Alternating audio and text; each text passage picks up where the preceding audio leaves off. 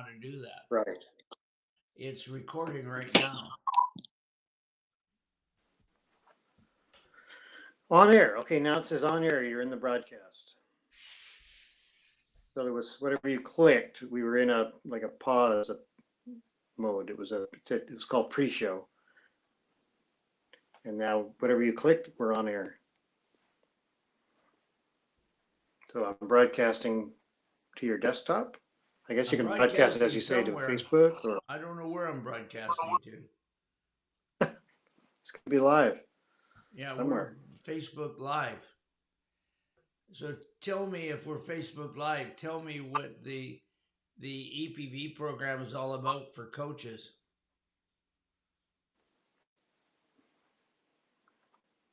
I can't. Coaches have a unique relationship with people who have high aspirations in helping them achieve those. And the endpoint vision system is a system. Endpoint vision is a system for visualizing and programming one's operating system to have the mental strength to sustain the habits that are going to get you to your aspiration. So would you say neutral to the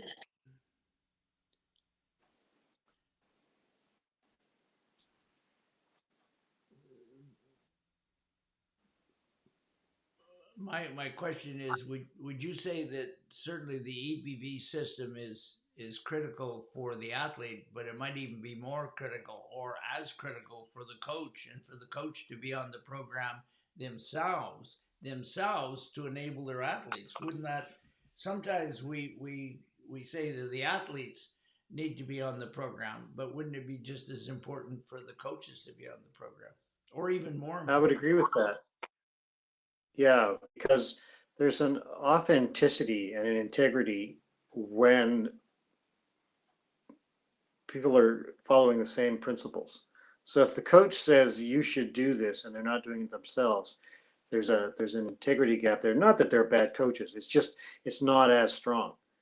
But if they're both pushing themselves to their aspiration using a similar system, then they're speaking the same language, and there's a compatibility. There's an alignment that amplifies the results.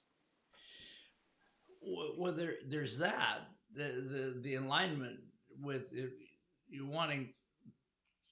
We're overlapping. I'm seeing that. Okay.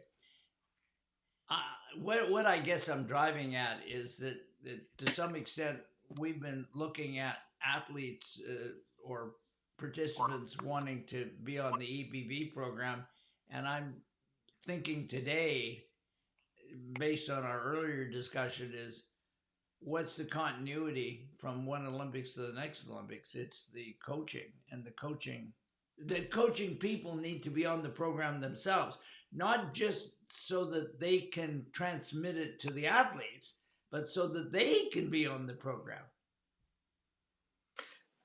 Well, yeah, coaches have more experience. Often they have been athletes, but they may not have achieved the full level that they're asking of their coaching clients. So they have room to grow as well. I find the endpoint vision system it creates an automatic set of behaviors. Like I was mentioning how when we did an endpoint vision around getting the system as a coach training program, and things that I see start to feed into that and reinforce it in unexpected ways. So it's not like I've set a goal and I've set some tasks and I'm doing those tasks. There's something else going on around supporting my intention that's unexpected. So that can happen for a coach as well.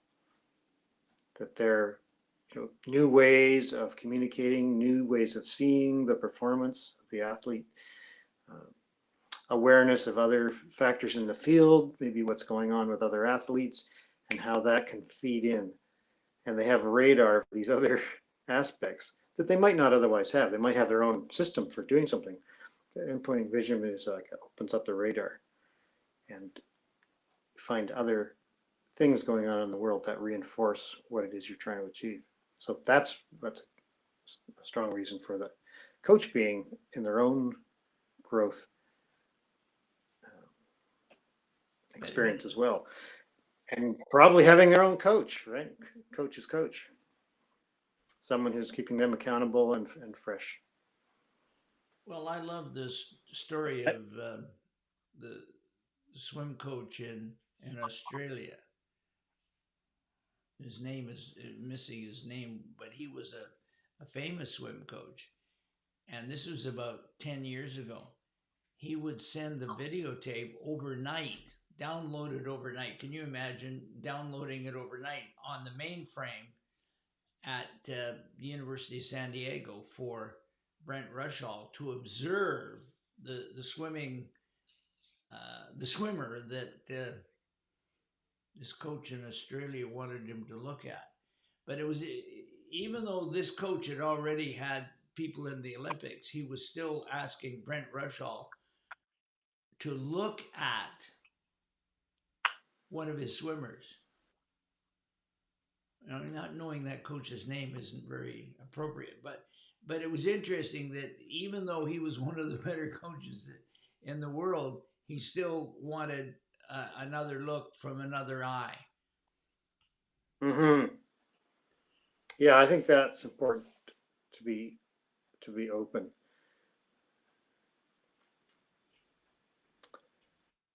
So that's one thing I see if when they're on a journey together, and endpoint vision gives them a common language and an approach.